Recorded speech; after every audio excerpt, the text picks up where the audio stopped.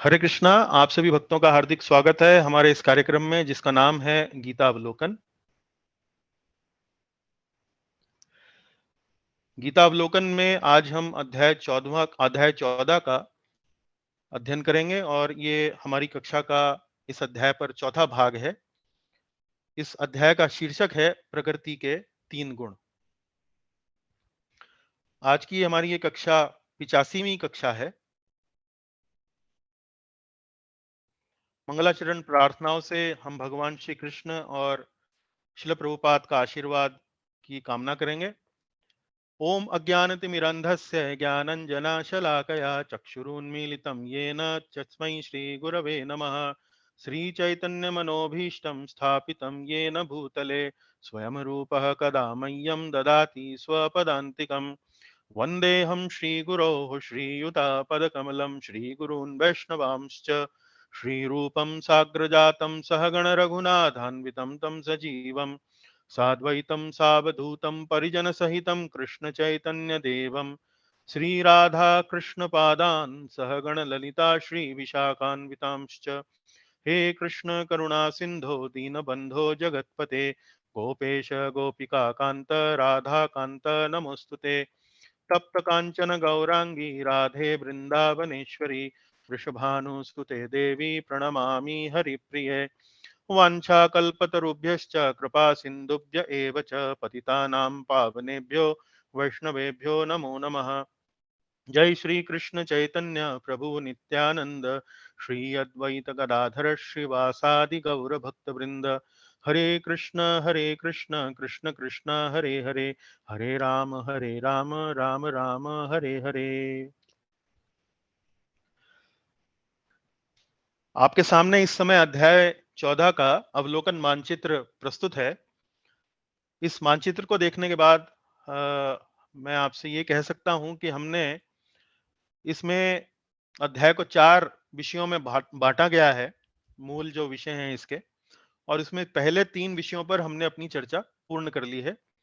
पहला ये जो विभाग है 1 से 9 तक, उसमें हमने ये देखा कि किस प्रकार भगवान बताते हैं कि भौतिक गुण, सत्वगुण, रजोगुण और तमोगुण हमको बांधते हैं, हमको एक प्रकार से जकड़ते हैं। फिर 10वें से लेकर 13वें श्लोक तक हमने वो लक्षणों के बारे में जाना जो भगवान बताते हैं कि सत्व गुण के लक्षण क्या हैं, रजोगुण के लक्षण क्या हैं और तमोगुण के लक्षण क्या हैं। अलग अलग लक्षणों के बारे में उन्होंने हमें बताया।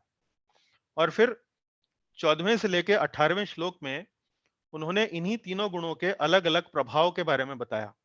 और प्रभाव किस प्रकार के थे? प्रभाव 3 प्रकार के प्रभाव थे। एक तो दीर्घकालिक प्रभाव, लंबे समय में, या अंग्रेजी में कहेंगे लॉन्ग टर्म इफेक्ट।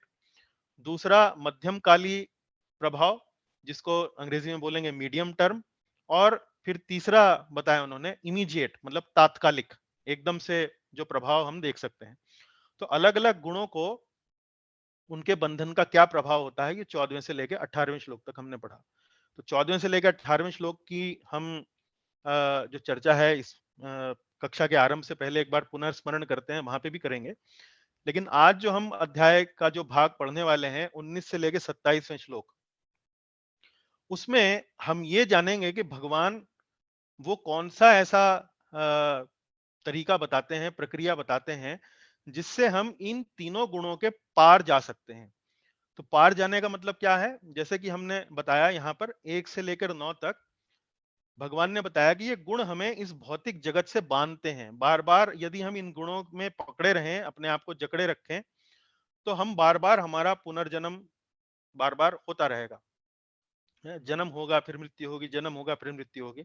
लेकिन यदि हमें ये बार बार के जन्म और मृत्यु के चक्कर से मुक्ति पानी है, तो उन गुणों के पार कैसे जा सकते हैं, उसका जो प्रक्रिया है, उसका जो तरीका है, वो 19 से लेकर 27वें श्लोक के बीच में उन्होंने बताया है। तो आज की मूलतः चर्चा इस पर होगी। लेकिन उससे पहले पिछली कक्षा में हमने जो चर्चा करी उस पर एक बार पुनः स्मरण करेंगे, ताकि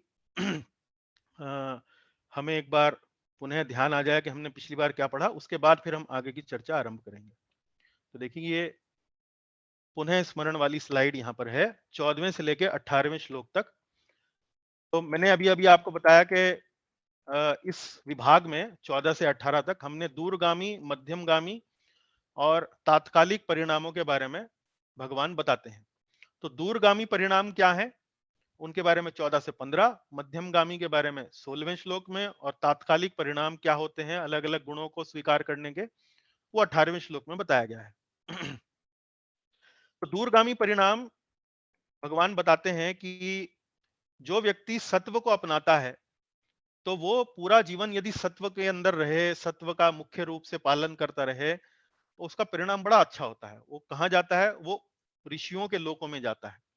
ऐसे लोकों में जाता है जहाँ ऋषि मुनि हैं, जहाँ भक्तगण हैं, जहाँ वास्तव में अच्छे सत्पुरुष पुरुषों का निवास है। तो ऐसे लोकों में जाता है। जो रजस को अपनाता है, वो ऐसे लोकों में जाता है जहाँ सकाम कर्मी मतलब ऐसे लोग जो अपना कर्म करते हैं तो किसी ना किसी परिणाम की या किसी ना किसी फल की आशा रखते हैं अपने लिए। तो ये रजस वालों के लिए है। तमस वालों के लिए क्या है? पशु योनि। तो पशु योनि मतलब यदि वो तमस के जैसे बातों को यदि वो अपने जीवन में अपनाएंगे तो वो नीचे गिरेंगे। पशु इस प्रकार की अधम योनियों में उनको जन्म लेना पड़ेगा। और यहाँ पर हमने इस बात पर चर्चा करी थी पिछली बार के कुछ आध्यात्मिक संस्थाओं का ये मत रहता है कि मनुष्य जीवन के बाद नीचे नहीं गिरता। मनुष्य जीवन एक बार जब किसी को मिल जाए तो वो नीचे नहीं गिरता। लेकिन ये जो श्लोक है यहाँ पर 15वां श्लोक जो हमने यहाँ पढ़ा भगवत गीता के 14वें अध्याय का, उसमें ये बात समझ जानने को नहीं मिलती। वहां पर विशेष रूप से साफ-साफ लिखा गया है कि यदि कोई व्यक्ति रजस में होता है तो मूढ़ योनिषु जायते। मूढ़ योनि शब्द आया है। मूढ़ योनि का मतलब ये है पशु योनि के अंदर वो गिरता है। फिर हमने इस बात को प्रमाणित करने के लिए 2-3 कथाएं भी आपको बताई। जैसे हमने कथा भरत महाराज की बताई कि उनको हिरण का शरीर मिलता है। गजेंद्र की कथा बताई कि उसे पिछले जन्म में वो इंद्रद्युम्न राजा था और अगले जन्म में उसे हाथी का शरीर मिलता है। तो इस प्रकार से वैदिक जो कथाएं हैं, जो साहित्य है, उसमें इस बात की पुष्टि नहीं होती है। उसके बाद फिर मध्यमगामी परिणाम क्या होंगे? तो यदि कोई व्यक्ति सत्व को अपनाता है तो उसे शुद्धि होगी। उसके भीतर से उसकी जो चेतना है वो शुद्ध होगी। उसके विचार जो हैं सुंदर होंगे, सात्विक होंगे इस प्रकार। रजस अपनाने वाले को अंततः दुःख का ही सामना करना पड़ेगा। और तमस जो अपनाता है वो वास्तव में और अंधकार में और मोह में और मूर्खता में वो घिरता चला जाएगा। तो इसका हमने उदाहरण क्या दिया कि जैसे जो लोग आध्यात्मिक गतिविधियों को अपनाते हैं, सात्विक जीवन अपनाते हैं और वो मुनिजन जैसे उनका जीवन जो होता है अंततः सुखी होता है।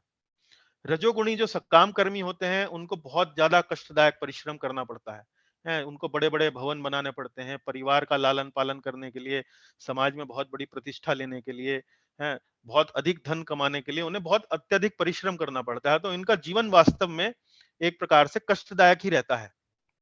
और तमस का हमने उदाहरण दिया था प्रभुपाद जी ने अपने तात्पर्यों में कि जो पशुओं का वध करते हैं, उनका भविष्य अंधकार में रहता है। तो वो ये जो पशु वध करने वाले हैं, ये नहीं समझ पाते हैं कि इस जीवन में तो वो पशु का वध कर रहे हैं, लेकिन भविष्य में वही पशु उसको मनुष्य का शरीर मिलेगा और परिस्थिति ऐसी बनेगी कि आपको जो पशु का वध कर रहा है, उसको पशु का शरीर मिलेगा और यही मनुष्य उस पशु का अगले जन्म में वध करेगा। तो कर्म के सिद्धांत के अनुसार उसको ये अपना ये कर्म का हिसाब उसको चुकाना पड़ेगा, वो भाग नहीं सकता उससे। फिर हमने तात्कालिक परिणामों के बारे में चर्चा करी। जो व्यक्ति सत्व को अपनाता है उसके अंदर ज्ञान का उदय होता है। हम कोई भी ऐसे अपनाए अपने जीवन में जो सात्विक हो तो उससे हमें वास्तव में ज्ञान का अनुभूति होती है। ज्ञान का अनुभूति से क्या मतलब? ज्ञान का मतलब ये नहीं कि हमें कोई फिजिक्स केमिस्ट्री मैथमेटिक्स का ज्ञान हो जाएगा। ज्ञान से मतलब ये है कि हम आध्यात्मिक तत्वों को स्वीकार करने के लिए हमारी जो बुद्धि है वो कहीं अधिक उपजाऊ होगी। इस बात को समझना कि आत्मा और शरीर अंतर है। भगवान हमारे स्वामी हैं, आत्मा जो है वो भगवान का ही अंश होती है। इस प्रकार की जो बातें हैं इनको स्वीकार करना सरल हो जाएगा। जो व्यक्ति रजोगुणी वस्तुओं को अपनाता है, रजोगुणी जीवन शैली को अपनाता है, तो वो स्वभाव से लोभी बनता चला जाता है। तो ये तात्कालिक परिणाम है। और तमोगुणी व्यक्ति वो हमेशा अज्ञानी प्रमाद और मोह, इस प्रकार के भावों में वो लिप्त रहता है। इसके उदाहरण प्रभुपाद जी ने बताया कि सतोगुणी शिक्षा से सुख और संपन्नता आती है। तो जब हम शास्त्र पढ़ते हैं, भगवत गीता, रामायण, इस प्रकार के अच्छे-अच्छे ग्रंथों को पढ़ते हैं, तो हमें ज्ञान आता है। तुरंत ही मान लीजिए एक पन्ना भी आप एक पृष्ठ भी यदि आप भगवत गीता का पढ़ें, रामायण जैसे सुंदर ग्रंथों का पढ़ें, तो तुरंत ही जीवन में ज्ञान का अनुभव हम करने लगते हैं, भगवान के निकट हम पहुंचने लगते हैं। रजोगुण से इंद्रिय भोग की लालसा होती है। कोई भी आप किसी रजोगुणी व्यक्ति का संपर्क करेंगे, तो आपके मन में भी लोभ, आपके मन में भी अधिक से अधिक इंद्रिय भोग की लालसा करने, ऐसी इच्छाएं आपके अंदर उत्पन्न होंगी। तमस से आप अनुत्तरदायी मतलब इररेस्पॉन्सिबल बनने लगते हैं। आपके जीवन में यदि कोई परिवार है, तो परिवार के उत्तरदायित्व को निभाने में आप आलस्य करेंगे, अपना काम करने में आलस्य का आपको अनुभूति होगी। तो तमस से अनुत्तरदायी व्यक्ति बनने लगता है। फिर 18वें श्लोक में भगवान ने एक दिशा बताई कि भाई सात्विक व्यक्ति जो है वो ऊंचे लोगों की ओर जाता है, तामसिक व्यक्ति नारकीय लोगों की तरफ जाता है, और राजसिक व्यक्ति जो है वो पृथ्वी लोक में ही निवास करता है। और अंततः हमने ये जाना कि वास्तव में भक्ति के विकास द्वारा ही गुणों को पार कर सकते हैं। और यही जो बात प्रभुपाद जी अपने तात्पर्यों के माध्यम से पहले 3 विभागों में, 14वें अध्याय में 4 विभाग हमने आपको बताया ना, अवलोकन मानचित्र में आपने देखा। तो अब प्रभुपाद जी को जहां भी अवसर मिला है, उन्होंने अपने हर तात्पर्य में ये बात स्पष्ट करने का प्रयास किया है कि यदि हमें इन गुणों को उलांघना है, पार जाना है, तो हमें भक्ति का सहारा लेना पड़ेगा। पर ये बात हमने प्रभुपाद जी के तात्पर्य के माध्यम से पढ़ी। लेकिन आज वही जो बात है, जो प्रभुपाद जी ने अपने तात्पर्यों में पहले ही 14वें विभाग में, 14वें अध्याय में अलग-अलग तात्पर्य में दे दी है, वही बात अब भगवान श्री कृष्ण स्वयं अपने श्लोकों के माध्यम से आज हमें यहाँ पर इस कक्षा में हम उस बात को पढ़ेंगे कि कहाँ भगवान स्वयं कह रहे हैं कि यदि गुणों के पार जाना है, तो भगवान की भक्ति को स्वीकार करना चाहिए। तो देखिए, गुणों के पार जाना 19 से लेकर 27वां श्लोक आज का ये हम इसमें 8-9 श्लोक वो हम उनका अध्ययन करेंगे। 19वें श्लोक में भगवान अब अर्जुन को आगे शिक्षा देते हुए बता रहे हैं कि गुणों को कर्ता जानो और भगवान को दिव्य जानो। गुणों को कर्ता और भगवान को दिव्य। दिव्य मतलब भगवान इस भौतिक जगत से जो 3 गुणों से बनी हुई माया से बना हुआ है, वो भगवान जो है वो इन भौतिक जगत से परे हैं, उनके ऊपर हैं। ने? जैसा कि आप इस चित्र में देख रहे हैं। इस चित्र में ये देखिए, ये जो जीव जो दिखाए गए हैं, ये तो जीव जैसे हम और आप हो गए, जो इस भौतिक जगत में लगे हुए हैं। कोई व्यक्ति कार्य कर रहा है, कोई व्यक्ति कार्य करवा रहा है। ये 3 गुण जो हैं उसको नचा रहे हैं। रजस, तमस और सत्व, रजस और तमस, तीनों गुण कठपुतलियों की तरह उन्हें नचा रहे हैं। और भगवान जो हैं, वो इन तीनों गुणों से परे हैं, दिव्य हैं, वो सूर्य के समान हैं। वो परे हैं इनसे। और गुण जो हैं ये कर्ता हैं।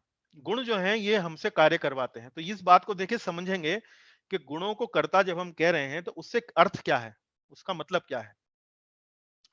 तो समझिए, यहाँ पर भगवान बोल रहे हैं, ना अन्यम गुणेभ्य कर्तारम यदा दृष्टानुपश्यति गुणेभ्यश्च परम वेत्ति मद्भावम सोऽधिगच्छति।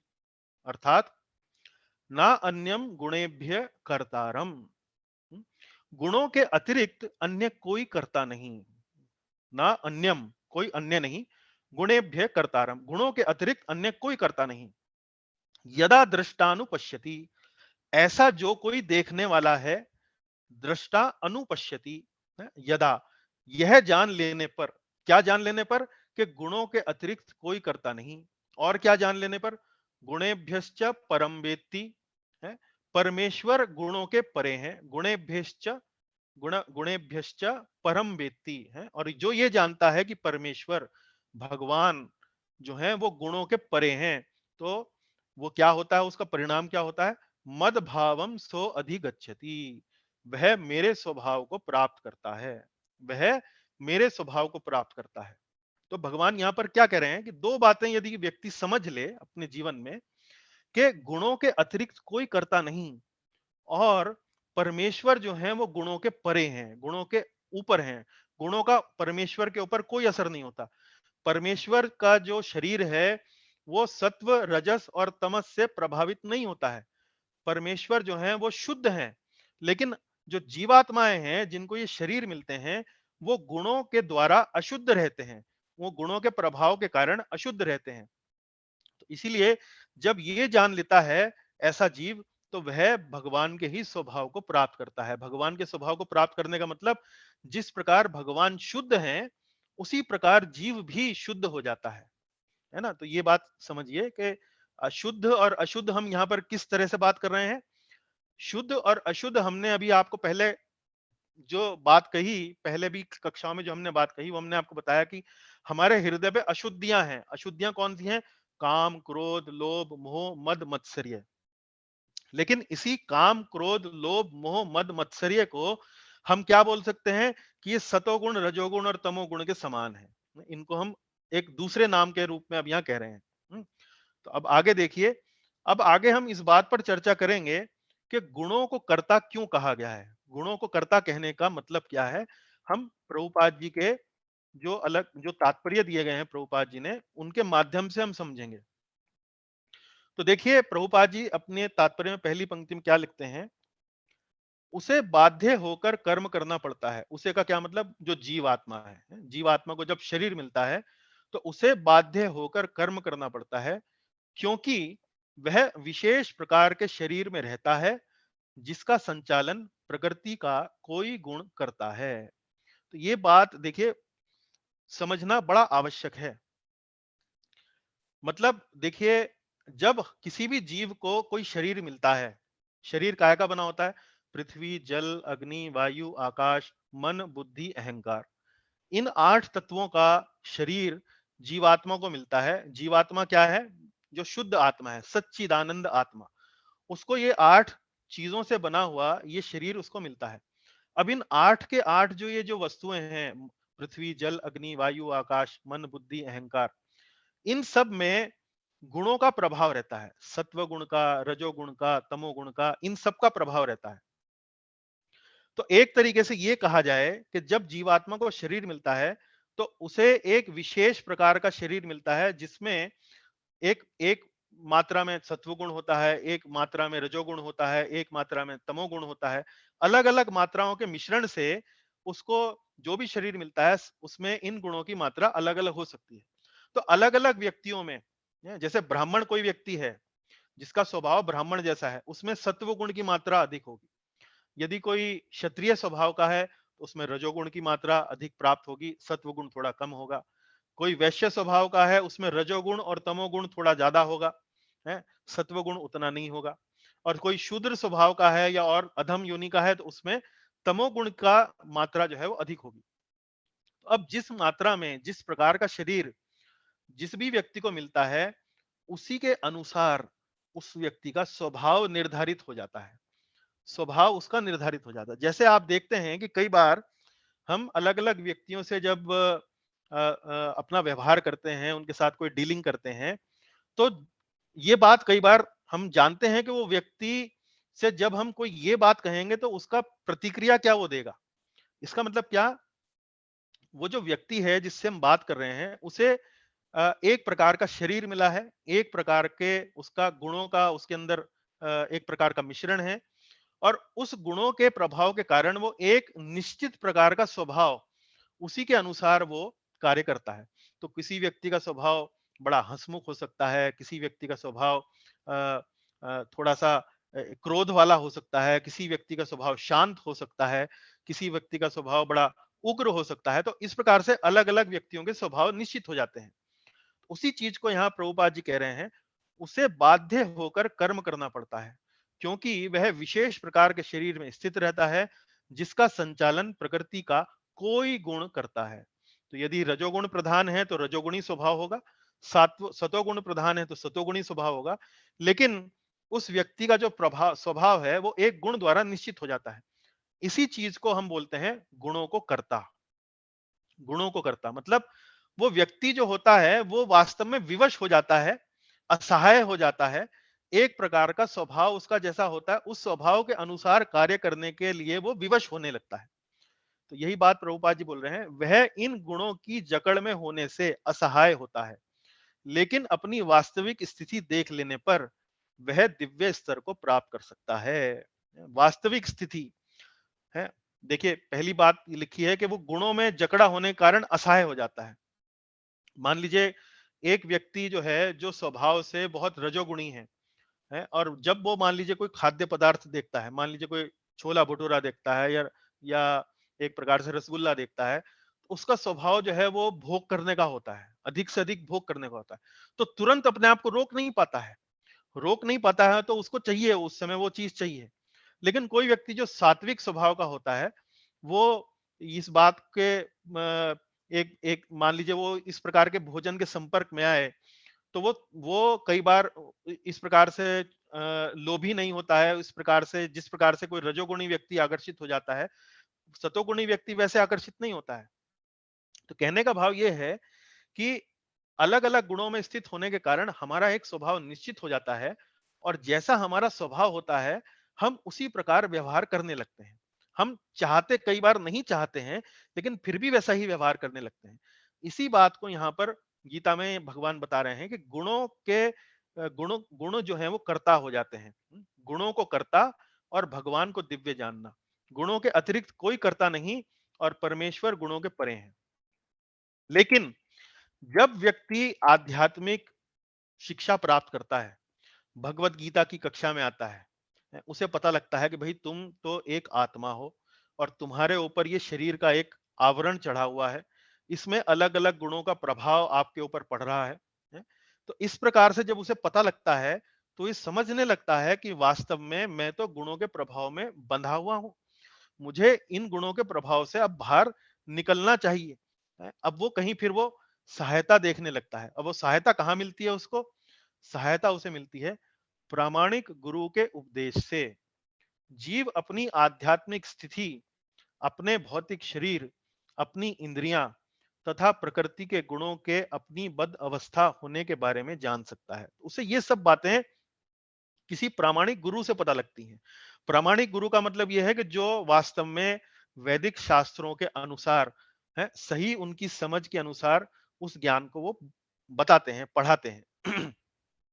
तो प्रामाणिक गुरु के उपदेश से जीव को पता लगता है कि भाई मैं तो आध्यात्मिक हूं, और मैं यहाँ इन गुणों की कठपुतली के रूप में यहाँ बना हुआ हूं। जैसे गुण मुझे नचाते हैं, मैं इस संसार में नाचता हूं। जैसे कठपुतली का उदाहरण मैं इसलिए दे रहा हूं क्योंकि यहाँ चित्र में भी गुण जो है वो कठपुतली की तरह नचाते हैं। जैसे गुणों ने रस्सी खींच दी, वैसा ही जो है जीव जो है उस प्रकार का व्यवहार करता है। और फिर अंत में प्रभुपाद जी कह रहे हैं, 7वें अध्याय में बताया जा चुका है कि जो श्री कृष्ण की शरण में जाता है, वह प्रकृति के कार्यों से मुक्त हो जाता है। तो ये बात जो है बार-बार प्रभुपाद जी बता रहे हैं कि कैसे हम इन गुणों के प्रभाव से मुक्त हो सकते हैं। तो 7वें अध्याय में भी ये चर्चा हुई थी। आप 7वें अध्याय की कक्षा की रिकॉर्डिंग एक बार पुनः सुन सकते हैं कि कहाँ ये चर्चा हुई थी। लेकिन यहाँ संक्षेप में यदि कहना हो, तो बात घूम फिर के वही है कि गुणों के द्वारा हम बंधे हुए हैं, और गुणों के बंधन से हम मुक्त कैसे हों? भगवान की शरण में जाकर। और भगवान की शरण में जाने का अर्थ क्या है? उसके लिए आप देखिए, हम आगे के श्लोकों में इस बात पर चर्चा करेंगे। अब 20वें श्लोक में भगवान बताते हैं कि जो व्यक्ति गुणों को पार कर लेता है। तो 19वें श्लोक में किस बात पर बात थी? 19वें श्लोक में बात ये थी कि जो व्यक्ति ये सब बातें समझ लेता है, वह मेरे स्वभाव को प्राप्त कर लेता है। और भगवान के स्वभाव को प्राप्त करने का मतलब क्या है? गुणों से पार चले जाना। 20वें श्लोक में वही बात बता रहे हैं कि गुणों को पार करने का परिणाम क्या होता है, उसका रिजल्ट क्या होता है। तो भगवान कहते हैं, गुणानेतानतीत्य त्रीन् देहि देह समुद्भवान् जन्म मृत्यु जरा दुःखैर विमुक्तो अमृतमश्नुते। गुणान एतान तीत्य त्रीन। गुणान एतान अतीत्य त्रीन। त्रीन का मतलब तीन।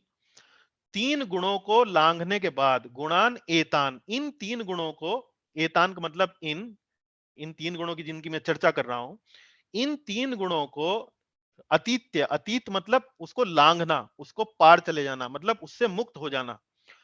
इन जब जीव इन 3 गुणों को लांघने में समर्थ होता है, गुणान एतान तीत्य त्रीन देही देह समुद्भवान। देह समुद्भवान, देह समुद्भवान का मतलब क्या है कि 3 गुण कहां से आते हैं? 3 गुण आते हैं देह से, जो शरीर मिलता है। जैसे मैंने आपको पिछले श्लोक में समझाया कि पृथ्वी, जल, अग्नि, वायु, आकाश, तो ये जो जितने भी अवयव हैं, ये तीनों गुणों से बने हुए हैं। तो इन तीनों गुणों से जो हमारा देह बना हुआ है, मतलब उन जो पृथ्वी, जल, अग्नि, वायु, आकाश से बने हैं, वहां से ये 3 गुण जो आते हैं, है? जब जीव इन तीनों गुणों को लांघने में समर्थ होता है, फिर क्या होता है? जन्म मृत्यु जरा दुखैर विमुक्तो अमृतम अश्नुते। जन्म, मृत्यु और जरा, और इनसे उत्पन्न होने वाले दुख। जन्म मृत्यु जरा, जन्म मृत्यु बुढ़ापा, जरा को बोलते हैं बुढ़ापा, तो वह जन्म मृत्यु बुढ़ापा तथा इनके अनेक कष्टों से, जन्म मृत्यु जरा दुखैर विमुक्तो अमृतम अश्नुते। विमुक्तो, विमुक्तो मतलब उनसे छुट्टी मिल जाती है, उससे पार चला जाता है। और अमृतम अश्नुते, और अमृत का भोग कर सकता है। अमृत का भोग करने का मतलब क्या है? देखिए, अमृत शब्द जो है, उस वो कई दो दो उपलक्ष्य में दो बातों को लेकर अक्सर उपयोग होता है? पहला तो कि भाई अमृत का पान करने से व्यक्ति की आयु बड़ी लंबी हो जाती है, इतनी लंबी हो जाती है कि कई बार ये कहने लगते हैं कि व्यक्ति अमर है? तो एक तो अमरत्व के रूप में या लंबी आयु के रूप में अमृत का उल्लेख आता है, लेकिन दूसरा उल्लेख आता है बड़ा स्वाद, बड़ा स्वादिष्ट होता है, पीने में बड़ा मधुर होता है, पीने में बड़ा रुचिकर होता है।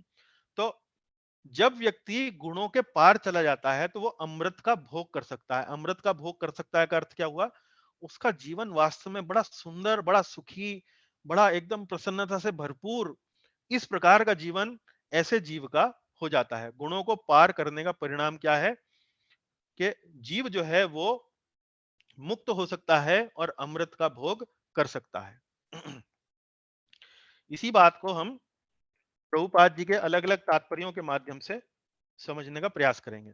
देखिए, प्रभुपाद जी लिखते हैं, यद्यपि मनुष्य इस भौतिक शरीर के भीतर रहता है, लेकिन अपने आध्यात्मिक ज्ञान की उन्नति के द्वारा वह प्रकृति के गुणों के प्रभाव से मुक्त हो सकता है।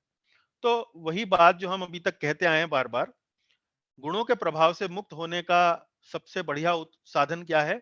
आध्यात्मिक ज्ञान की उन्नति। आध्यात्मिक ज्ञान क्या? मैं शरीर नहीं हूं, मैं आत्मा हूं, मैं भगवान का अंश हूं, भगवान की सेवा करना वास्तव में मेरा परम कर्तव्य है, इस प्रकार का आध्यात्मिक ज्ञान। तो उसके बाद जब व्यक्ति गुणों के प्रभाव से मुक्त हो जाता है, तो प्रभुपाद जी लिखते हैं, वह इसी शरीर में आध्यात्मिक जीवन का सुख उपभोग कर सकता है, क्योंकि इस शरीर के बाद उसका वैकुंठ जाना निश्चित है। तो प्रभुपाद जी यहाँ एक बड़ी महत्वपूर्ण सूचना हमको दे रहे हैं कि गुणों से पार करना किसी भी जीव के लिए वो इसी शरीर में रहते हुए संभव है। ऐसा नहीं है कि हम भक्ति करेंगे इस जीवन में और फिर जब हमारी भक्ति पूरी हो जाएगी और हम शरीर छोड़ेंगे, जब हम भगवान के पास जाएंगे तभी हम उसका सुख का उपभोग कर सकेंगे, ऐसा नहीं है। उसका जो सुख का उपभोग जो है, वो इसी शरीर में रहते हुए भी करना संभव है। यदि व्यक्ति इन गुणों के प्रभाव से अपने आप को मुक्त कर ले, तो इसी शरीर में रहते हुए भी वह आध्यात्मिक जीवन का सुख उपभोग कर सकता है। और जब इस शरीर में वो सुख उपभोग कर सकता है, तो जब शरीर छोड़ता है और भगवान के धाम जाता है, तो वहां तो सुख उपभोग होगा ही, वहां तो वह जीव जो है सुखी रहेगा ही, भगवान के धाम में दुखी कोई भी नहीं है। तो दूसरे शब्दों में प्रभुपाद जी लिखते हैं, कृष्ण भावना अमृत में भक्ति करना भवपाश से मुक्ति का संकेत है, और अध्याय 18 में इसकी व्याख्या की जाएगी। तो यहाँ इस पंक्ति में प्रभुपाद जी क्या महत्वपूर्ण सूचना दे रहे हैं कि वास्तव में भक्ति की प्रक्रिया आपको मुक्ति दिला सकती है, आपको वैकुंठ तक ले जा सकती है। उसकी टेस्टिंग आप कैसे करेंगे? उसकी जांच आप कैसे करेंगे? उसकी जांच यही है कि यदि आप भक्ति की प्रक्रिया को अपने जीवन में अपनाएं और आप भी सुख का अनुभव करने लगें, आप भी अमृत का स्वाद चखने लगें इसी जीवन में रहते हुए, हैं, तो आप इस बात को समझ सकते हैं कि ये बहुत अच्छा सुंदर संकेत है कि आप भवपाश से मुक्ति की ओर बढ़ रहे हैं। इसके लिए आपको कहीं कोई लेबोरेटरी में जाके टेस्ट नहीं कराना है।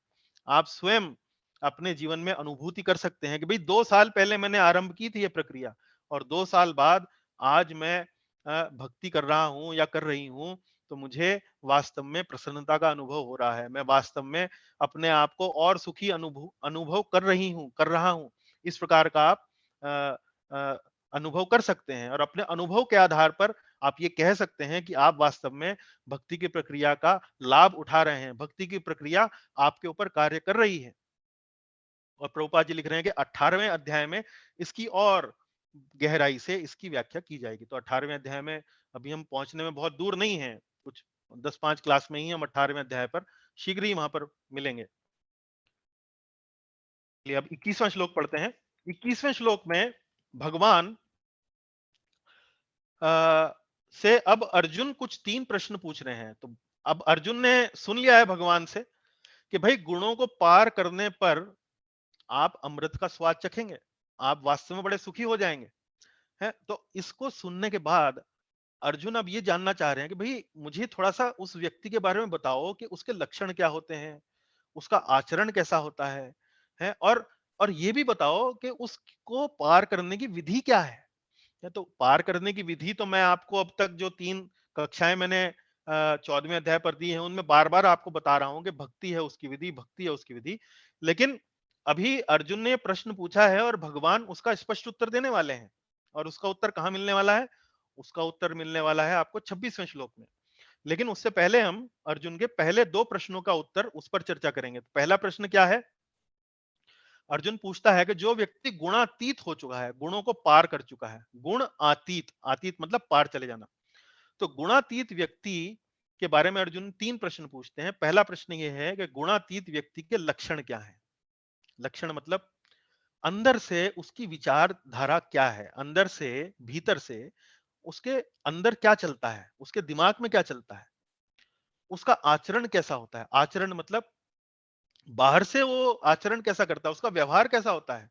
जब वो बात करता है, जब वो किसी चीज को, वस्तु को देखता है, तो क्या उसकी प्रतिक्रिया होती है? तो ये पहला प्रश्न तो भीतर से उसकी मानसिक स्थिति कैसी होती है, उसके बारे में है। दूसरा प्रश्न है कि ऐसे मानसिक स्थिति वाली व्यक्ति का व्यवहार क्या होता है, बिहेवियर क्या होता है? और फिर इसकी विधि क्या है?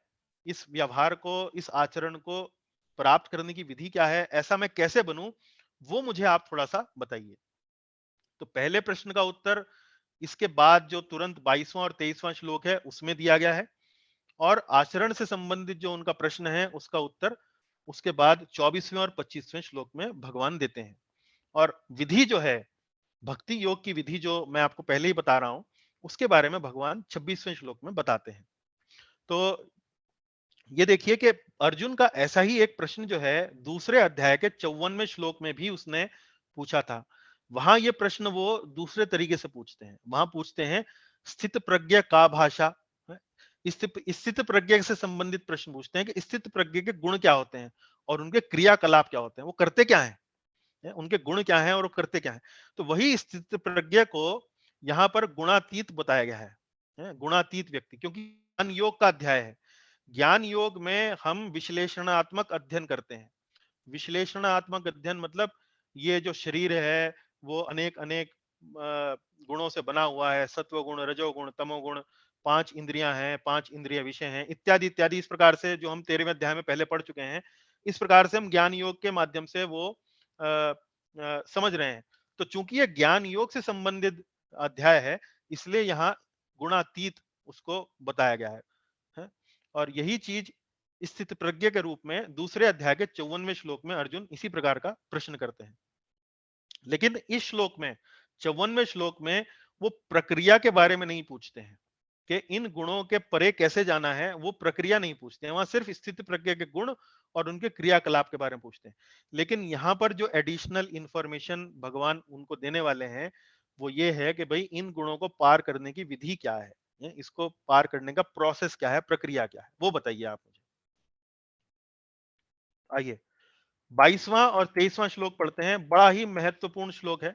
दोनों श्लोक बहुत महत्वपूर्ण हैं और इन पर ध्यान दीजिएगा कि हम कैसे इनकी चर्चा करेंगे। गुणातीत व्यक्ति के लक्षण। हम्म, लक्षणों के बारे में बता रहे हैं। तो पहले मैंने लक्षण के बारे में क्या बताया, अंदर से उसकी मानसिक सोच क्या है।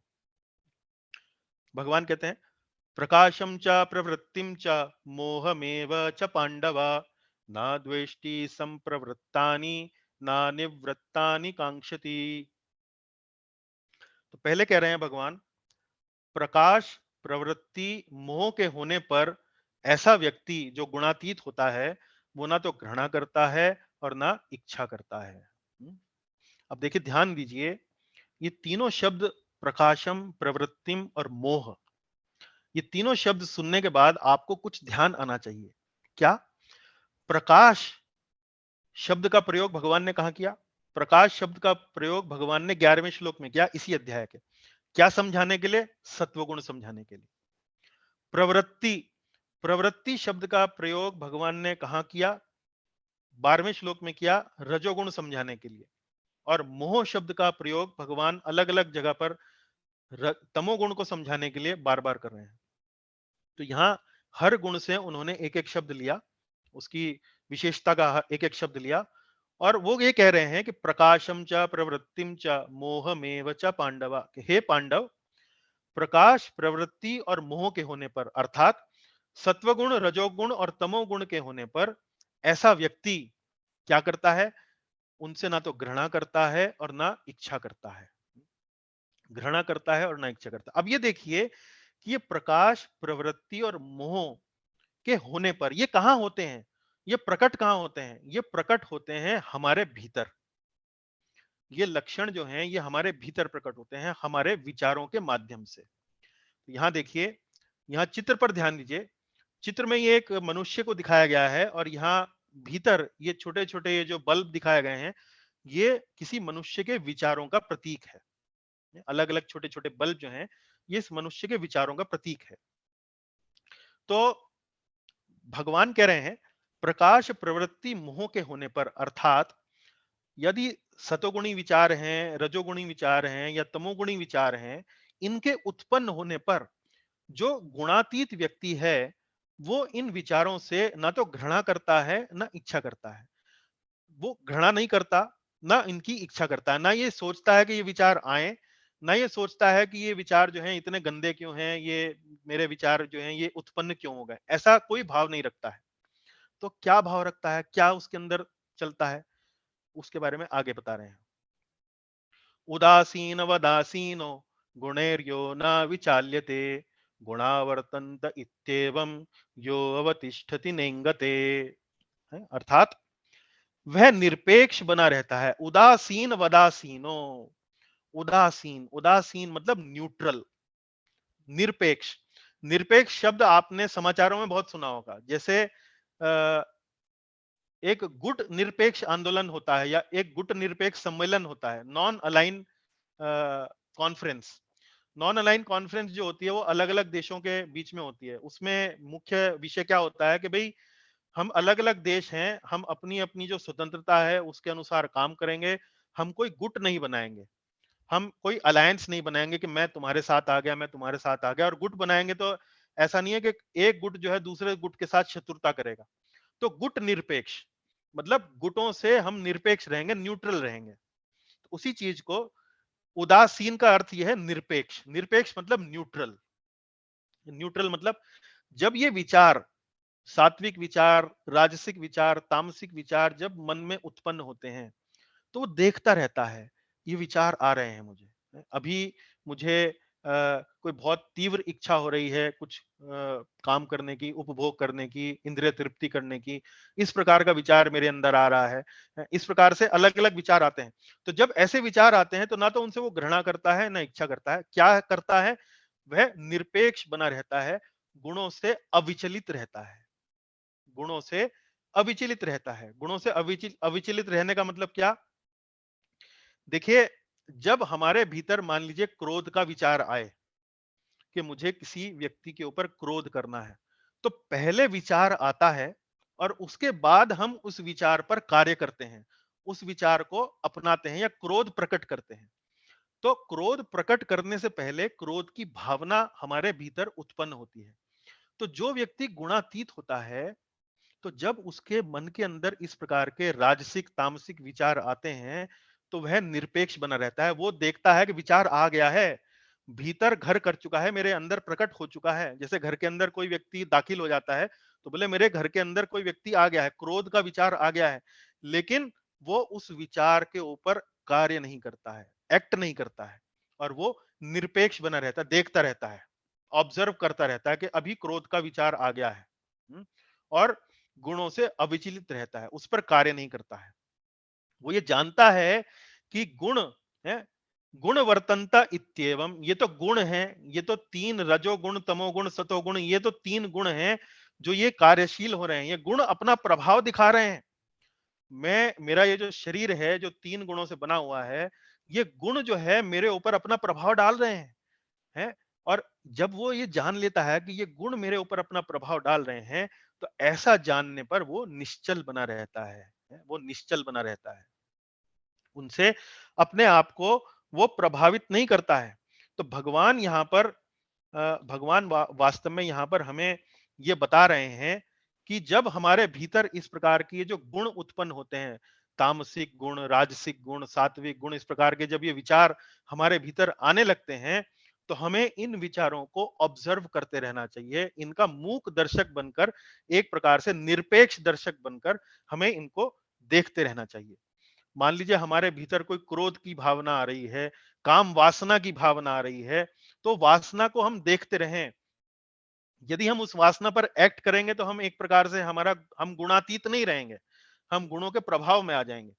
लेकिन जो गुणातीत व्यक्ति होता है वो इनके प्रभाव में नहीं आता है, उन्हें देखता रहता है, और देखकर वो उनको ना बोल देता है, भाई मुझे नहीं चाहिए, आप प्लीज मेरे घर से बाहर चले जाइए, आप मेरे भीतर मत आइए, आप चले जाइए।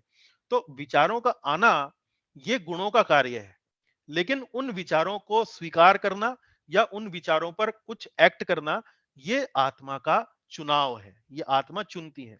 तो जब आत्मा मना कर देती है, नहीं तुम जाओ यहां से, तो विचार जो है वो चले जाते हैं, विचार जो है वो चले जाते हैं। लेकिन हम अब हमारे विचार कौन से हैं, और क्योंकि हमारे ये जो विचार हैं, ये सारे विचार जो हैं वास्तव में ऐसे नहीं होते हैं जिनको हम अपना सकें। कुन विचारों को हम अपना सकते हैं, कुन विचारों को हमें छोड़ के बाहर भेजना पड़ता है। मान लीजिए जैसे आपका घर है, आपके घर में आवश्यक नहीं है कि हर व्यक्ति वो उपस्थित हो जो आप स्वीकार करते हैं। कुछ ऐसे व्यक्ति भी आपके घर के अंदर हो सकते हैं जो बाहर से आए हैं, जिनको आप नहीं चाहते आपके घर के अंदर रहें। तो इसी प्रकार से विचार भी होते हैं। कुछ विचार जो होते हैं उनको आप स्वीकार कर सकते हैं, कुछ विचार ऐसे होते हैं जिनको आप नहीं चाहते हैं, उनको उनको भेज देना चाहते हैं, उनको निकाल देना चाहते हैं। तो कई बार ये आकलन करना कि कौन-सा हमारा विचार है, कौन-सा हमारा विचार नहीं है, ये इतना सरल नहीं होता है, इतना आसान नहीं होता है। तो हम इनको कैसे समझ सकते हैं? इनको कैसे जान सकते हैं?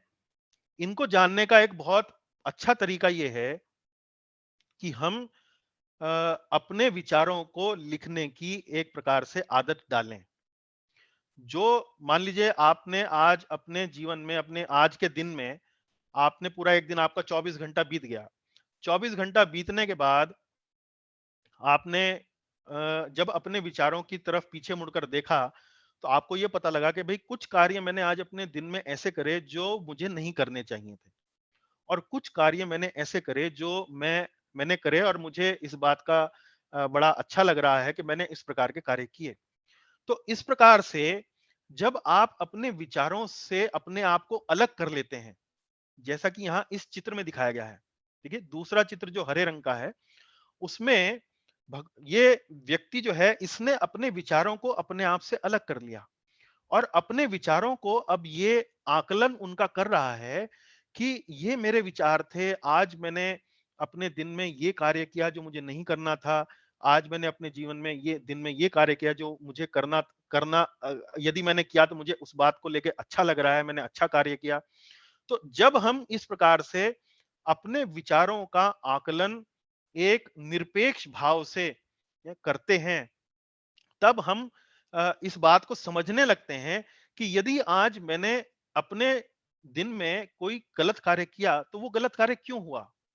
पहले कुछ ऐसे हुआ, फिर ऐसे हुआ, फिर ये बात हुई, फिर वो बात हुई। अच्छा, तो यहाँ पर जो तीसरा स्टेप मैंने जो ये लिया, वास्तव में यहाँ पर मेरे से चूक हुई। मैं यदि ऐसा ना करके यदि ऐसा करता या ऐसा करती, तो वास्तव में ये ठीक हो जाता। तो आपको जब अपने विचारों को इस प्रकार से गहराई से, गहनता से जब आप उनको समझने लगते हैं, देखने लगते हैं, तो आप ये पकड़ने लगते हैं कि आप वास्तव में कहाँ चूक कर रहे हैं या कर रही हैं।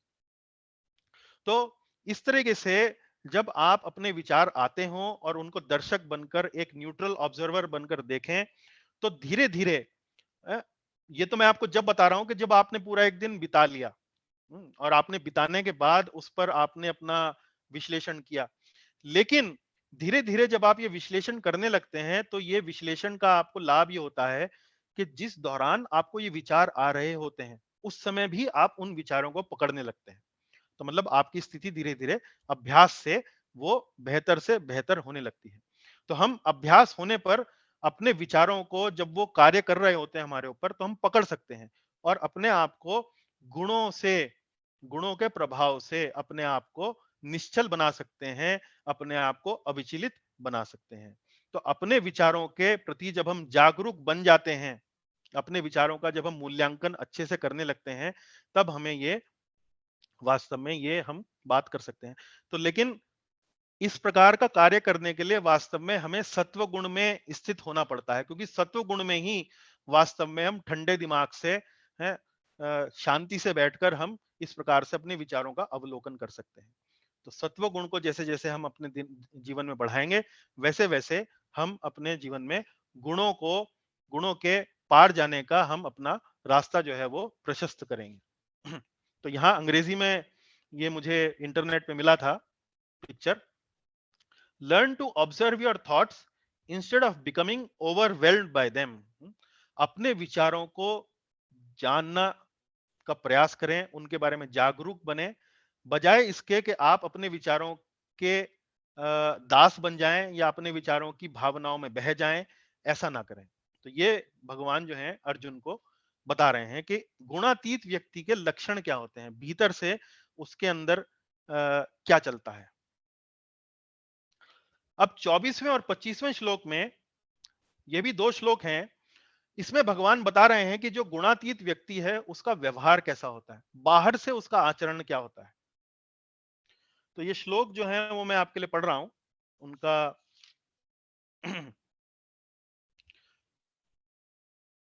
भगवान कहते हैं, सम दुख सुख स्वस्थ समलोष्ठाश्म कांचन तुल्य प्रिया प्रियो धीरस तुल्य निंदात्म संस्तुति मानपमानयोस्तुल्य स्तुल्यो मित्रारिपक्षयोः सर्वारंभ परित्यागी गुणातीतः स उच्यते।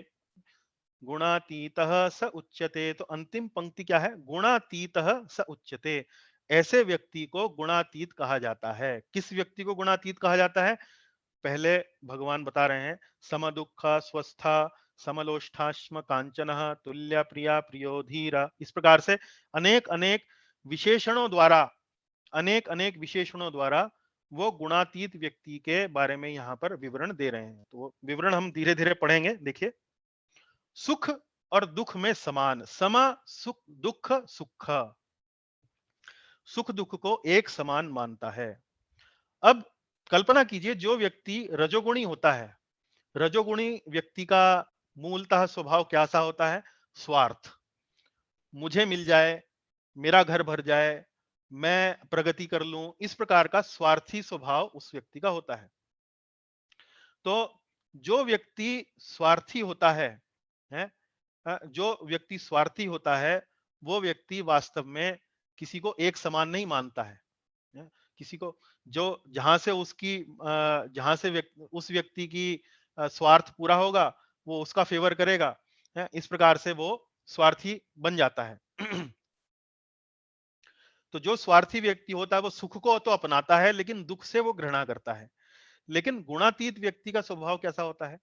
गुणातीत व्यक्ति जब जीवन में सुख आता है तो उसे विनम्रता से स्वीकार करता है, भगवान की कृपा को समझते हुए। और जब उसको दुख आता है तो वो या तो दुख को सहन करता है या उस दुख से बाहर निकलने का वो कोई रचनात्मक तरीका निकालने का प्रयास करता है। तो गुणातीत व्यक्ति सुख और दुख को वास्तव में एक समान मानता है, उसमें कोई भेद नहीं करता है। स्वस्थ स्वस्थ मतलब वो अपने आप में स्थित होता है। स्व अस्थ, स्व मतलब अपने और अस्थ मतलब स्थित। तो जो व्यक्ति गुणातीत होता है वह अपने आप में स्थित रहता है। अपने आप में स्थित रहने का मतलब क्या? ऐसा व्यक्ति सिद्धांतों पर अपना जीवन खड़ा करता है। उसको मालूम है ईमानदारी से चलना है, सच बोलना है, चोरी नहीं करनी है, धोखा नहीं देना है, भगवान की सेवा में लगे रहना है, अन्यों की सहायता करनी है। इस प्रकार के सिद्धांत उसके जीवन में रहते हैं। उस सिद्धांतों के अनुसार वो अपना जीवन बिताता है।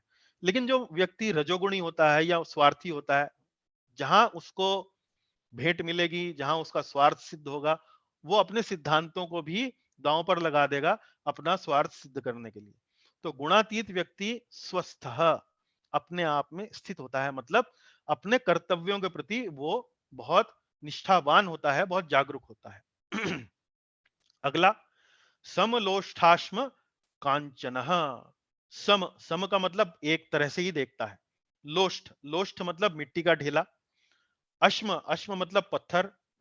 और कांचन कांचन का मतलब स्वर्ण का टुकड़ा।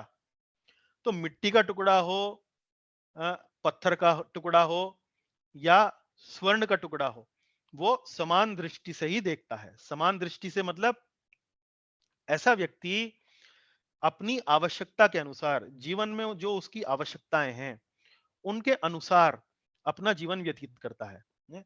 जो वस्तु भगवान की सेवा के लिए अनुकूल है उसको तो स्वीकार करता है, जो वस्तु भगवान की सेवा के प्रतिकूल है उसको अस्वीकार करता है।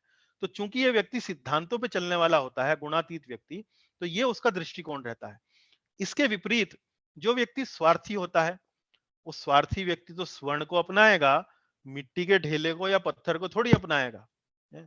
यदि आप उस व्यक्ति को भगवान की बनी हुई एक मिट्टी की मूर्ति दे दें और दूसरी ओर उससे कहें कि भाई ये 2 किलो सोना है, दोनों में से किसी का चुनाव कर लो, तो वो व्यक्ति तो कहेगा कि यार 2 किलो सोना दे दो, ये मिट्टी की मूर्ति को लेके मैं क्या करूंगा। है ना? तो मिट्टी के ढेले, पत्थर और स्वर्ण को समान दृष्टि से देखने का मतलब क्या है? जो वस्तु भगवान की सेवा में अनुकूल है उसे तो स्वीकार करता है, जो प्रतिकूल है उसे हटा देता है, गुणातीत व्यक्ति। तुल्य प्रिया प्रियो, प्रिय और अप्रिय के प्रति समान भाव रखता है। जो व्यक्ति प्रिय होता है,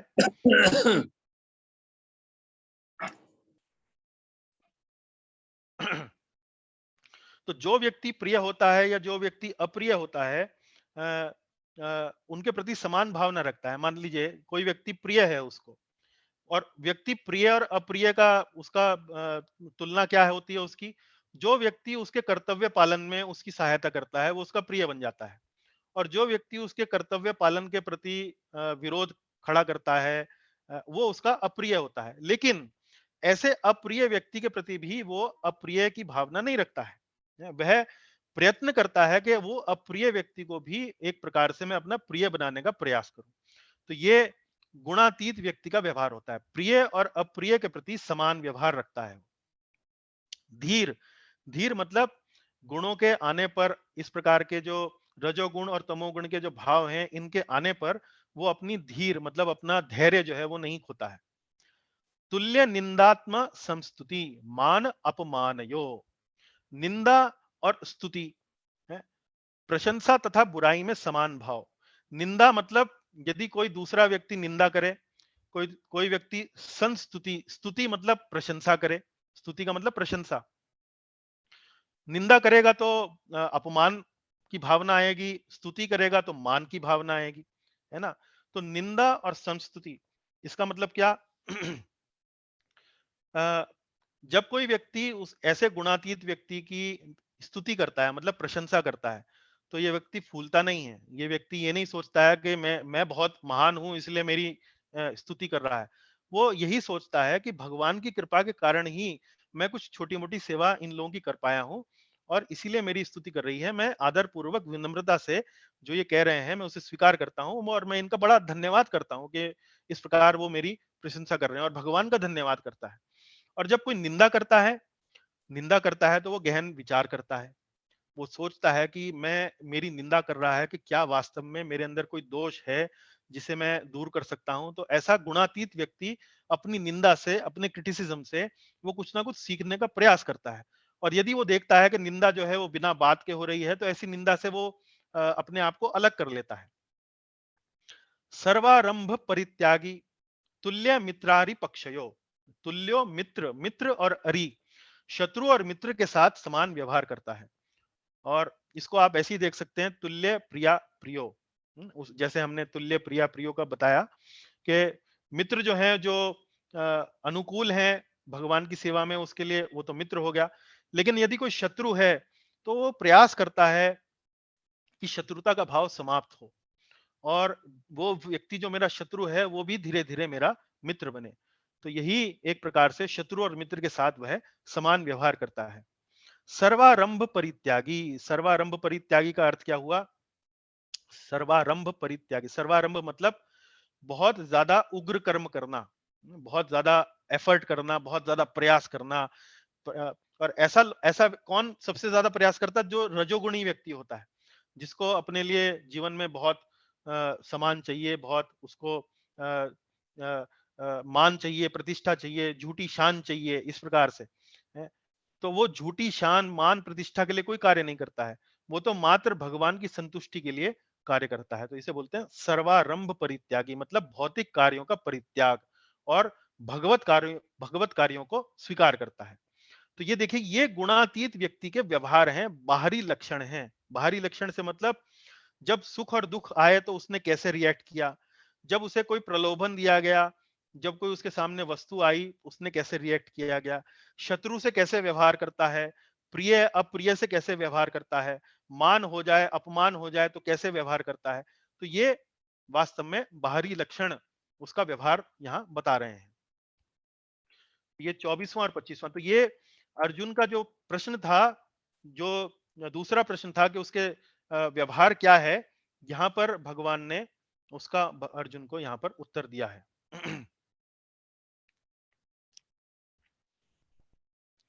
अब 26वां श्लोक देखते हैं। यहां पर भगवान वो प्रश्न का उत्तर दे रहे हैं कि भाई वो विधि क्या है जिससे व्यक्ति गुणातीत बन सकता है, गुणों के परे जा सकता है।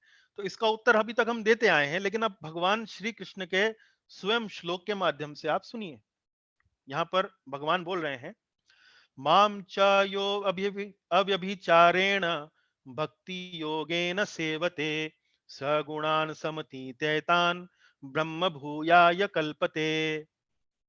भगवान कहते हैं, माम च यो अव्यभिचारेण भक्ति योगेन सेवते। जो मेरी अव्यभिचारी भक्ति करता है। अव्यभिचारी भक्ति का मतलब क्या हुआ? अनन्य भाव से, अविचल भाव से।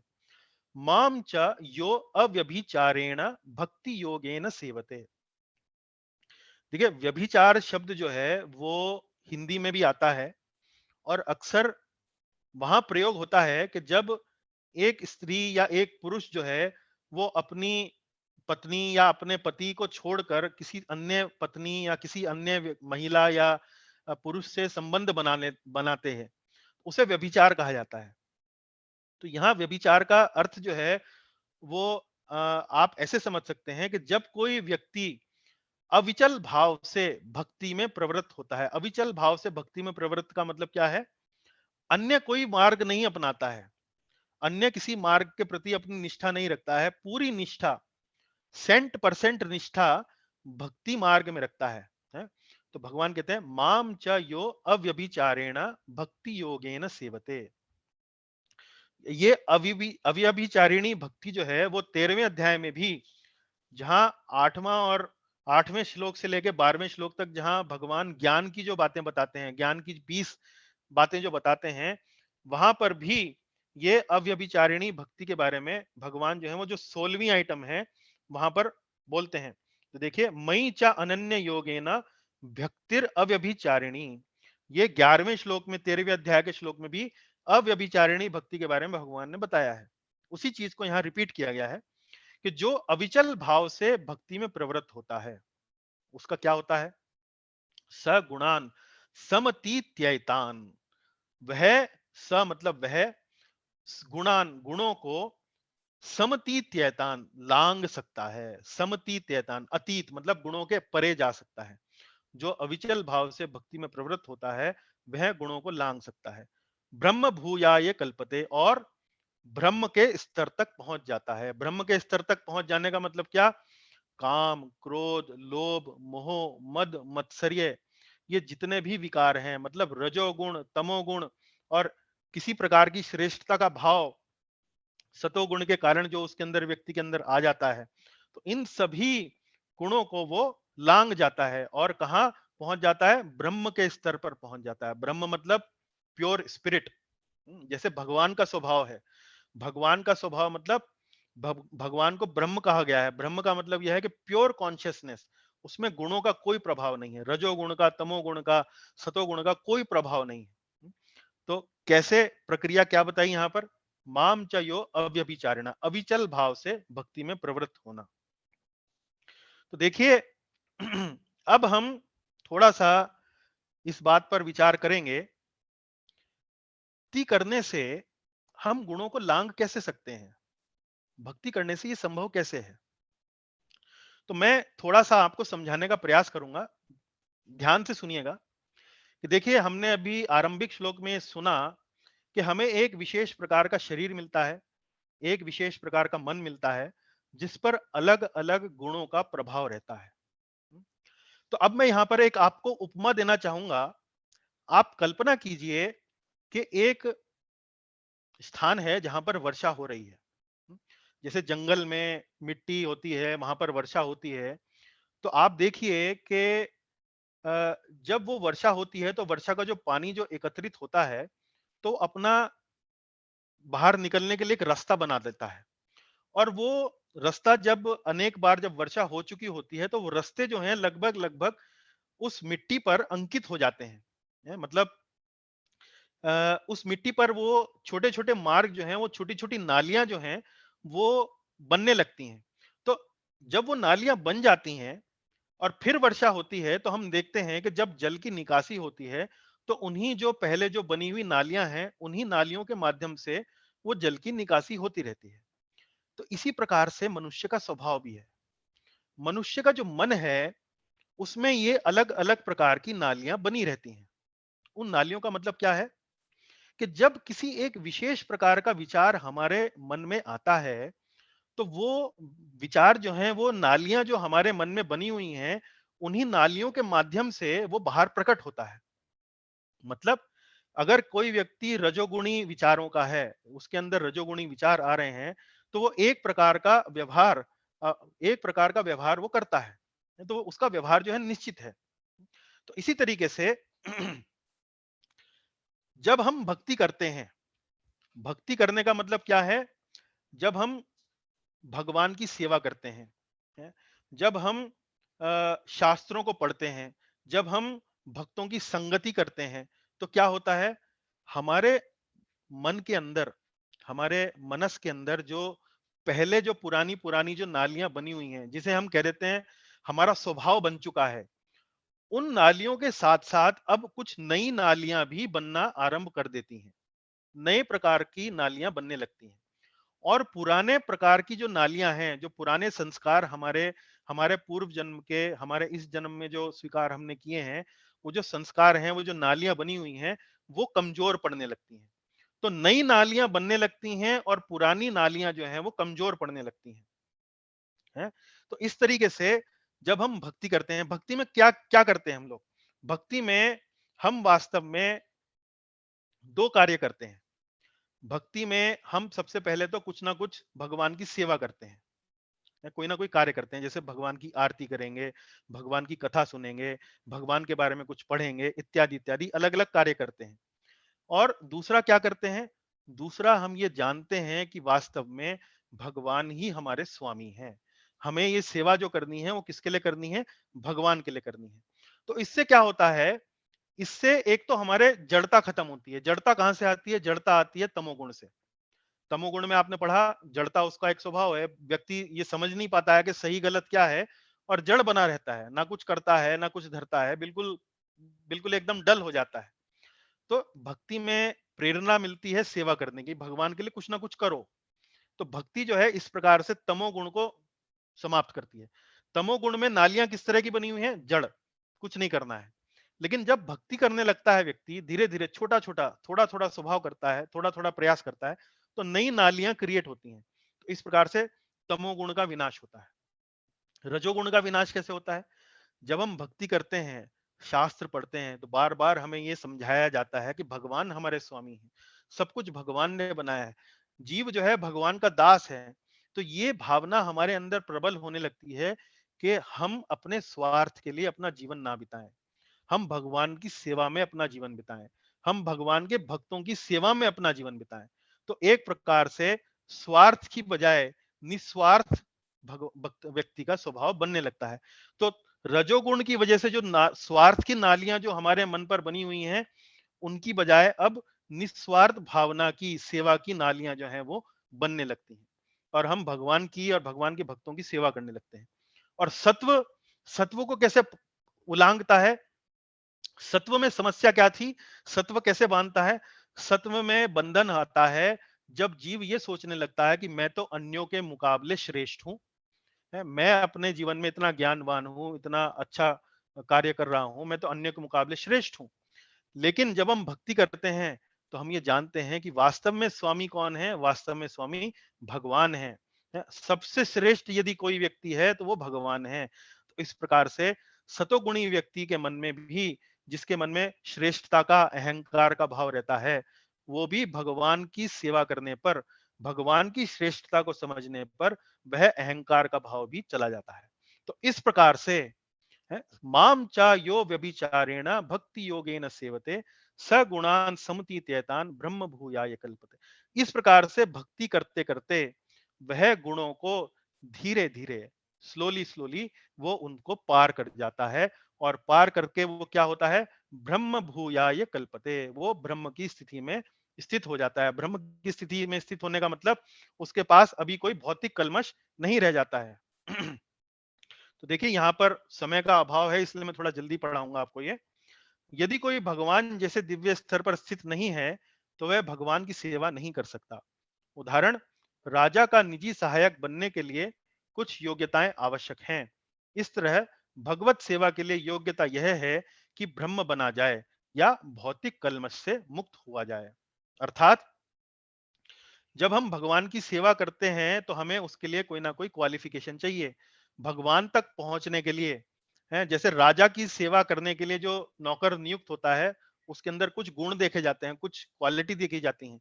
इसीलिए भगवान तक हमें चूंकि पहुंचना है, भगवान के घर पहुंचना है, तो हमें अंदर वहां पर जाने के लिए अपने भीतर कोई ना कोई योग्यता जो है अपने भीतर पैदा करनी चाहिए। और वो योग्यताएं क्या हैं? वो योग्यताएं हैं भौतिक कल्मश से मुक्त हुआ जाए। और भौतिक कल्मश से जब आप मुक्त हो जाएंगे तो आप ब्रह्म बन जाएंगे। भगवत सेवा के लिए योग्यता है कि ब्रह्म बना जाए। ब्रह्म मतलब भगवान के समान ही शुद्ध बन जाएंगे। लेकिन भगवान नहीं बनेंगे, इसका अर्थ ये नहीं है कि आप भगवान बन जाएंगे, भगवान के समान शुद्ध बन जाएंगे। 27वां श्लोक देखेंगे, अंतिम श्लोक आज का, और फिर अपनी कक्षा को पूर्ण करेंगे। श्री कृष्ण ही ब्रह्म का आधार है। अब देखिए यहां भगवान ने अर्जुन को बताया है, एक योगी को, जो ज्ञान योगी है, उसको ये बता रहे हैं कि भक्ति योग करके तुम गुणों को पार कर सकते हो और तुम ब्रह्म बन सकते हो, तुम ब्रह्म जैसे एकदम शुद्ध बन सकते हो। लेकिन यहां पर 27वें श्लोक में भगवान बता रहे हैं कि देखो, ये जो ब्रह्म के बारे में मैंने तुमको बताया है, मैं ही उस ब्रह्म का आधार हूं। ब्रह्म मेरा आधार नहीं है, मैं ब्रह्म से नहीं आता हूं, पर कि ब्रह्म मेरे से आता है। मैं कृष्ण यहाँ जो तुम्हारे सामने जो कथा कर रहा हूँ, गीता सुना रहा हूँ, इसी से ही ब्रह्म उत्पन्न होता है।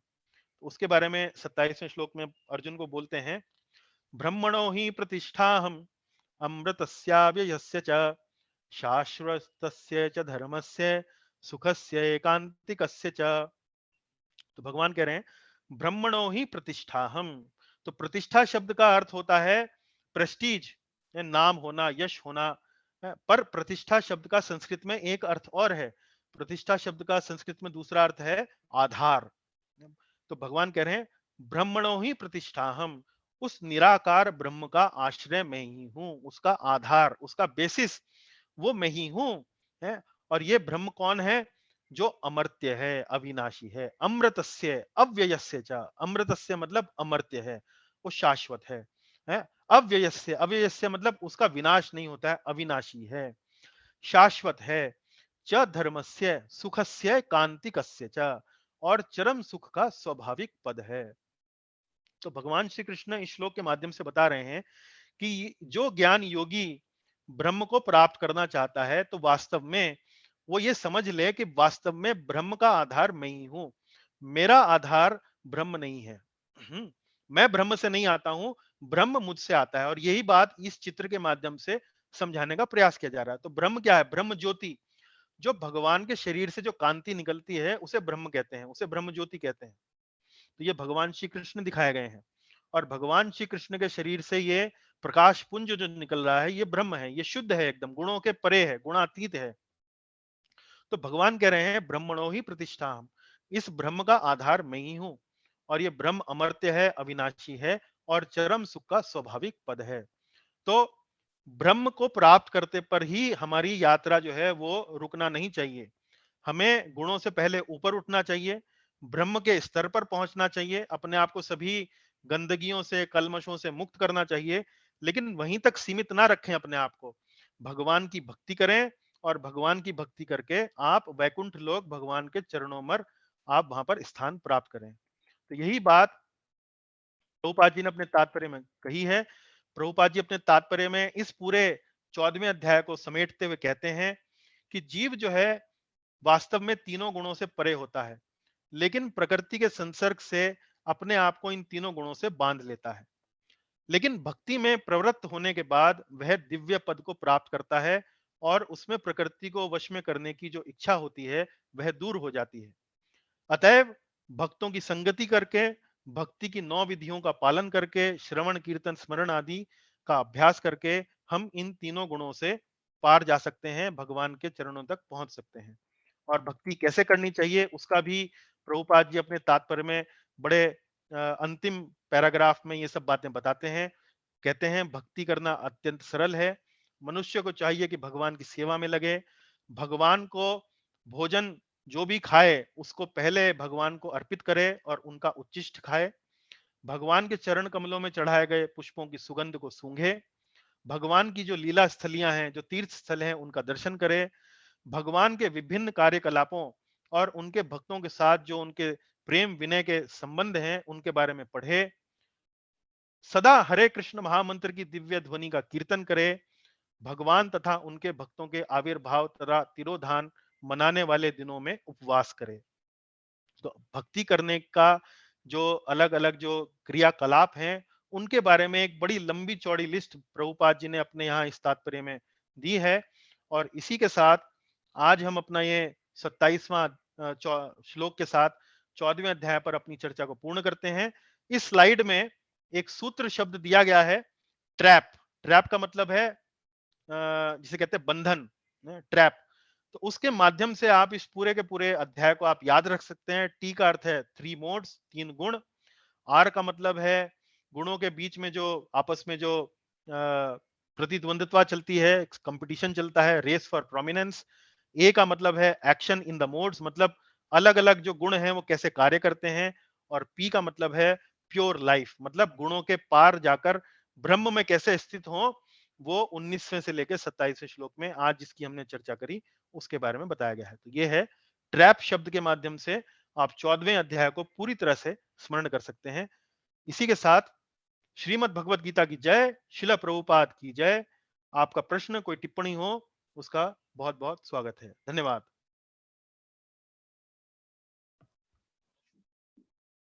हरे कृष्ण। हरे कृष्ण प्रभु जी। दंडवत। दंडवत प्रभु जी। ये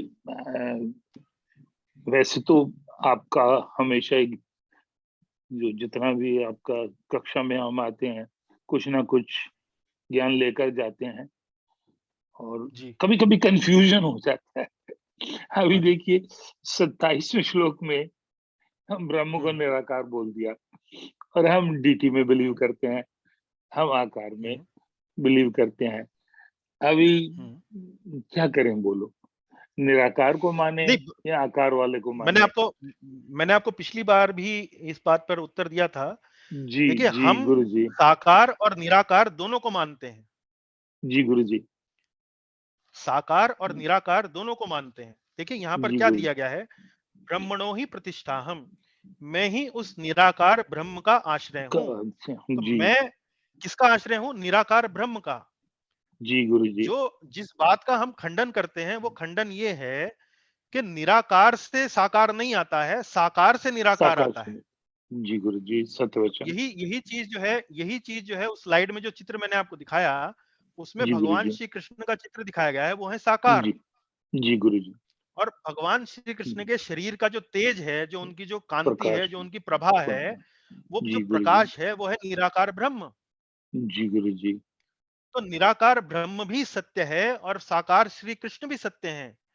जी, लेकिन गुरुजी। साकार से निराकार आता है, निराकार से साकार नहीं आता है, जैसा कि यहाँ भगवत गीता के 14वें अध्याय के 27वें श्लोक में ये बात सिद्ध होती है। जी, जी, भगवान गुरुजी। स्पष्ट बोल रहे हैं, ब्रह्मणो ही हुँ, प्रतिष्ठाहम्, मैं ही निराकार ब ब्रह्म का आधार हूँ, मैं ही उसकी प्रतिष्ठा हूँ, मैं उसका बेसिस हूँ। हो। तो हुँ। निराकार साकार का आधार हो सकता है, लेकिन नहीं, साकार निराकार निराकार का साकार का आधार नहीं है। निराकार रिवर्स साकार का आधार नहीं है। जी, साकार गुरुजी, निराकार का आधार है। के आधार है। तो साकार जी। Is more important. साकार इस परम सत्य है। साकार इससे परम साकार सत्य है। भगवान का जो साकार समझ है, साकार रूप की जो समझ है, वो हाँ सबसे जी, टॉप मोस्ट समझ है। हाँ जी, हाँ जी। और तो फिर जैसे वो जैसे आपको इसलिए मैंने जैसे जी, जैसे सुनिए, जैसे एक जी गुरु उदाहरण हमने उपनिषद की कक्षा में भी आपको दिया। जी, गुलाब गुरुजी। जामुन गुलाब जामुन की एक प्रकार से कोई व्यक्ति जिसने कभी जीवन में गुलाब जामुन नहीं देखा है, वो जी, केवल गुरुजी। गुलाब जामुन की सुगंध उसको आ रही जी, गुरुजी।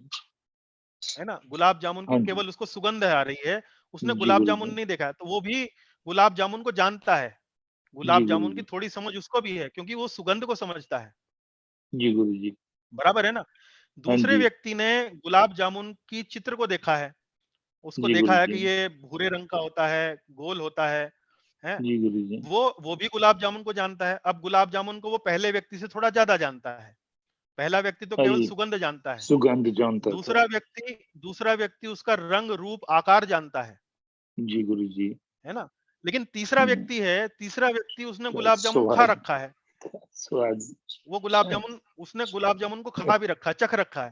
तो जी, वो जो गुरुजी। तीसरा व्यक्ति है, वो गुलाब जामुन का सुगंध भी जानता गंध भी है, उसका जानता रंग, रूप, है, आकार आकार भी भी जानता जानता है और उसका स्वाद भी है, उसका जानता है। स्वाद भी जानता है। जी, तो गुरुजी। इन तीनों व्यक्तियों में किसकी समझ गुलाब जामुन की सबसे ज़्यादा अच्छी है? लास्ट वाले के लिए, साकार वाले तीसरे व्यक्ति की की। समझ सबसे ज़्यादा अच्छी है। तो जी, गुरुजी। इसी तरीके से भगवान साकार हैं।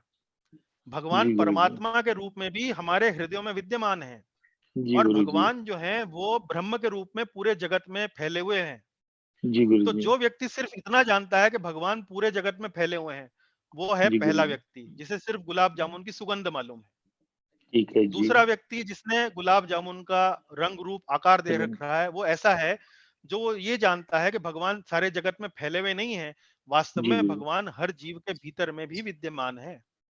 जी, गुरुजी। वो दूसरा है। और तीसरा व्यक्ति ठीक। कौन है?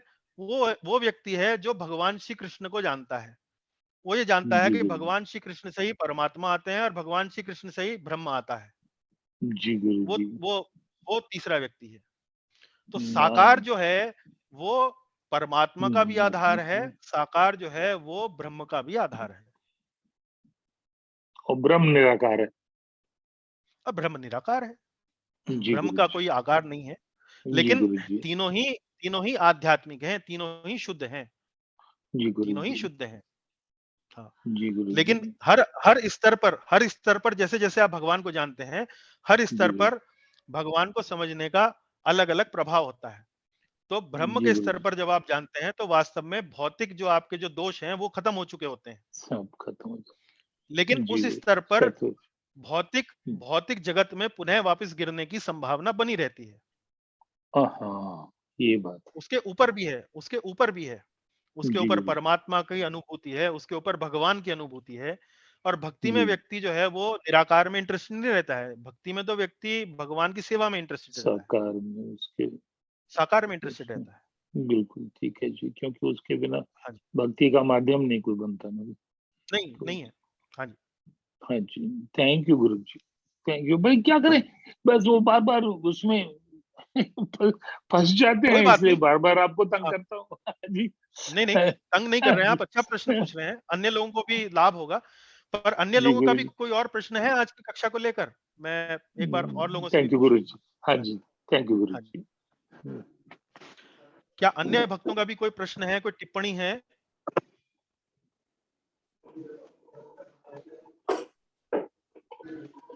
क्या सर गुणों से बेसिकली पार प्रभु जाने जी, का। हाँ जी, बताइए माताजी। हाँ जरा थोड़ा प्रभु जी बहुत फास्ट जाते हैं, जरा नहीं जल्दी जल्दी मगज में उतरता है, थोड़ा स्लो जाइए तो अच्छा है। अच्छा, अच्छा, अच्छा माताजी। बहुत फास्ट अंत जाते हैं में तो थोड़ा-सा दिमाग में उतरता नहीं है। अच्छा जी, अच्छा। मैं ध्यान रखूँगा। हाँ जी।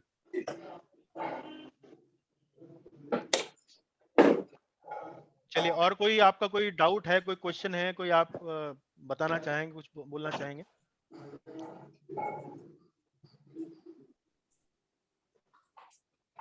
चलिए, लगता है कक्षा समझ में आ गई है और कोई और टिप्पणी नहीं है।